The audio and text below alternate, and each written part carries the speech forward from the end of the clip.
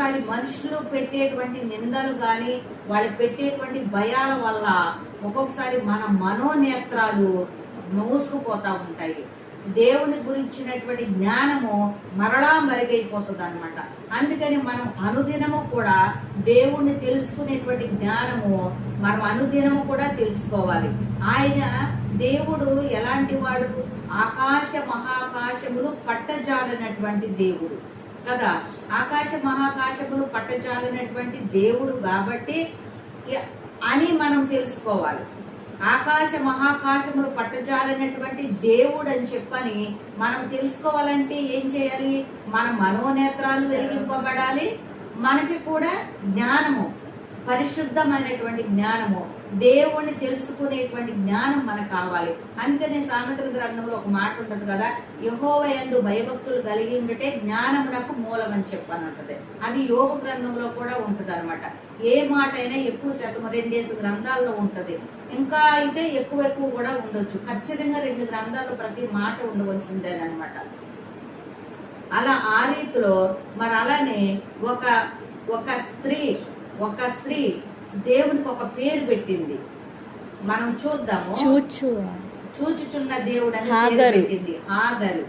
మరి అది ఆది కాండములో ఉందన్నమాట. ఆది కాండ గ్రంథం మనం చదువుదాము ఆ వాక్యాన్ని.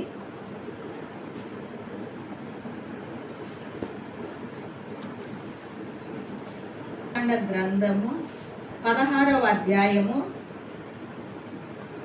13వ వచనం చదవండి. అది చూచుచున్న దేవుడవు, అదే చదువు. చూచుచున్న దేవుడవు నీవే అని పేరు తనతో మాట్లాడిన యెహోవాకు పెట్టెను. నన్ను చూసిన వాడిని నేను ఇక్కడ చూచుతిని కదా అని అనుకొనేను. హల్లెలూయా. ఈమె యెహోవా దేవునికి పేరు పెట్టింది. ఈమె ఏమని పెట్టింది? చూచుచున్న దేవుడవు నీవే, చూచుచున్న దేవుడు అని చెప్పని పేరు పెట్టింది అనమాట. మన దేవునికి ఒక పేరు ఉంది అని చెప్పని మనం ఎప్పుడు కూడా మాట్లాడుకుంటాము. ఏమని?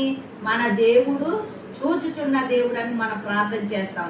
అయ్యా నువ్వు చూచుచున్న దేవుడు అయ్యా, మా వైపు చూడయ్యా, మా ప్రార్థన ఆలకించయ్యా అని మనం ప్రార్థన చేస్తాం కదా.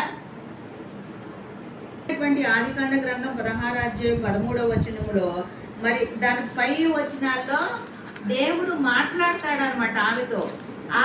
ఆమె మనోనేత్రాలు అంతకు ముందు మూయబడి ఉన్నాయి కాబట్టి ఆమె ఎక్కడి నుండి వచ్చేసింది?